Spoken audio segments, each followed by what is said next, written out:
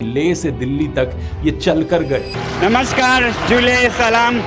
ये है लद्दाख का दिल्ली चलो आंदोलन और आज 1 सितंबर को हम 25 किलोमीटर चल चुके हैं। फिर भी सरकार ने नहीं सुनी। फिर 5 अक्टूबर 2024 को ये इनडेफिनेट हंगर स्ट्राइक पर बैठ गए। 16 दिन तक हंगर स्ट्राइक पर बैठने के बाद होम मिनिस्ट्री की तरफ से लेटर आता है कि आओ बात करते हैं, लेकिन बातों में फिर जुमलाबाजी देखने को मिली। कोई एक्शन नहीं लिया गया और फिर ये मजबूर हुए प्रोटेस्ट करने पर। 10 सितंबर 2025 को सबसे रीसेंट प्रोटेस्ट स्टार्ट हुआ, जहां पर एक और हंगर स्ट्राइक इन्होंने करनी शुरू करी थी।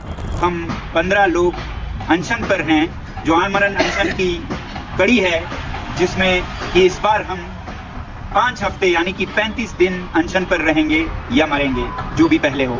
और एक चीज मैं यहां पर क्लियर कर दूं दोस्तों, इन सभी प्रोटेस्ट में, इन सभी मार्चेस में, इन सभी हंगर स्ट्राइक्स में लद्दाख के लोगों की डिमांड एक ही रही है कि लद्दाख को 6th शेड्यूल में ऐड किया जाए और स्टेटहुड दिया जाए। आप शायद पूछोगे कि आखिर क्यों जरूरी है लद्दाख के लोगों को ये देना, तो इसकी डिटेल्ड एक्सप्लेनेशन मैंने पिछले साल वाले वीडियो में दी थी। इस वीडियो को जाकर देख सकते हो। दोबारा इन बातों को नहीं दोहराऊंगा क्योंकि काफी लंबी डिस्कशन इस पर की जा सकती है, लेकिन शॉर्ट में कहा जाए तो लद्दाख का पर्यावरण, लद्दाख की वादियां, लद्दाख का कल्चर और लद्दाख में डेमोक्रेसी का सवाल है।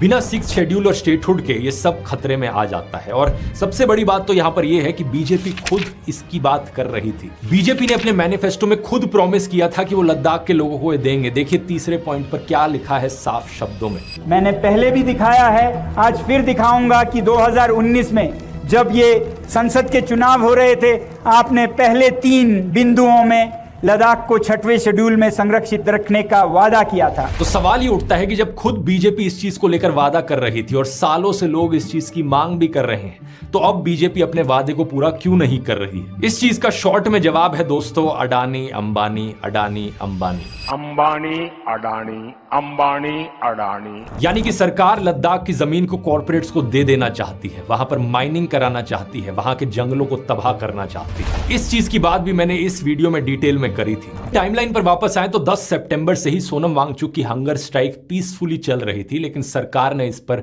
कोई ध्यान नहीं दिया था। लेकिन फिर 23 सितंबर को हंगर स्ट्राइक कर रहे 2 लोगों की तबीयत खराब हो जाती है और उन्हें क्रिटिकल कंडीशन में अस्पताल में भर्ती कराया जाता है। ये वायलेंस ट्रिगर होने का सबसे इमीडिएट रीजन बन जाता है। इन लोगों की तबीयत खराब होने के बाद सैकड़ों लोग सड़कों पर उतर आते हैं।